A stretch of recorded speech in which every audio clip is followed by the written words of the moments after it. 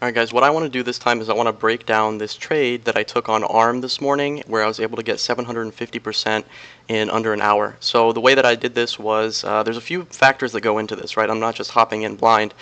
So we have to take into consideration, number one, the strength of semiconductors. Semiconductors have been on a tear the last few months, and ARM got an insane move off of their earnings, and then they had a nice retracement. So what's important to me is I don't want to get in at all-time highs. I don't want to get in at a breakout per se because I don't have a good idea of where price could go. So I was looking for, hey, in my head, if we got a pullback from these highs from pre-market the day of earnings, or I guess post-market the day of earnings, we got a pullback that gave us an opportunity to catch some more momentum the following day that would provide a better risk reward. So the first thing we want to take a look at is the move. So what I'm going to do is I'm going to draw a Fibonacci retracement from the beginning of that after hours move and to the top of the move that day, so Wednesday.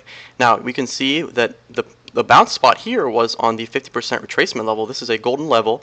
We held this golden zone 4 different times. And if I draw a literal zone in here, you can see that this was some strong support in after hours and pre-market as well. So this gave me some confirmation, hey, we got some strong support here on this pullback, so let's look for a good opportunity to go long when we get some confirmations. So let's take a look at the beginning of this morning. So first thing I noticed was, look at the size of this bullish engulfing candle. It's more than twice the size of the bearish candle preceding it, and we got this SMT buy. So this is what I was looking for. I was looking for, you can see that we respected this. This is the same fib level, but it's also an auto support. We respected this 4 times, and then we got some buying pressure at the open. So when I get something like this, I hop in, and then I use a smart stop loss. So my initial stop was pre-market high. So if we close below pre-market high, I would have gotten out of my position. So very, very tight risk here, right? So if the next candle stopped me out, I would have gotten stopped out. Once we're above pre-market high, then my stop shifts to my EMA cloud. So let's take a look. Next candle is another engulfing candle. So now we're good. We haven't even pulled back to the pre-market high. These cons are already up, probably 50-60%, and I'm just riding the wave.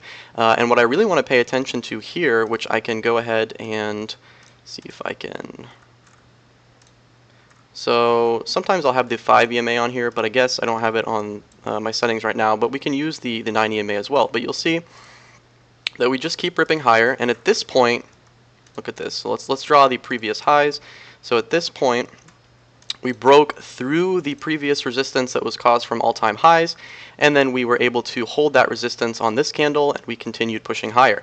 So again, we haven't had any kind of pullback whatsoever. There's no reason for me to get out. We haven't pulled back to any EMAs. We haven't closed below any levels, so I'm kind of just riding this upward momentum.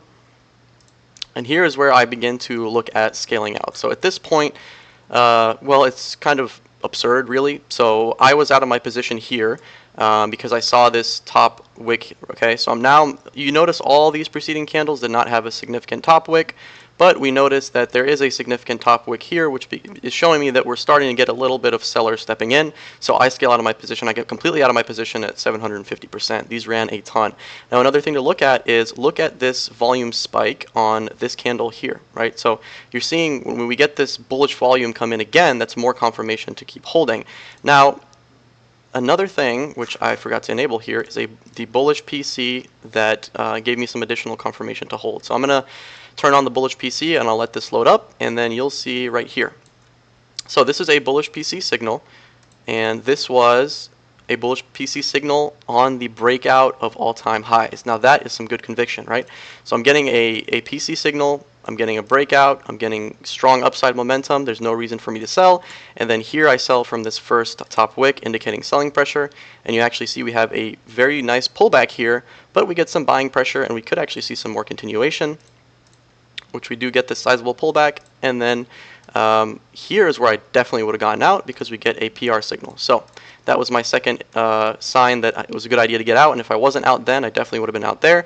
And that move is, let's see, from candle open to this high was a 23% move that gave the contract 750%, and all I did was use some knowledge of what happened during earnings. We know the market in semiconductors is strong. There's going to be some FOMO. We're squeezing, and we got the SMT buy and the PC signal. Bullish EMA clouds, good volume, everything's on my side.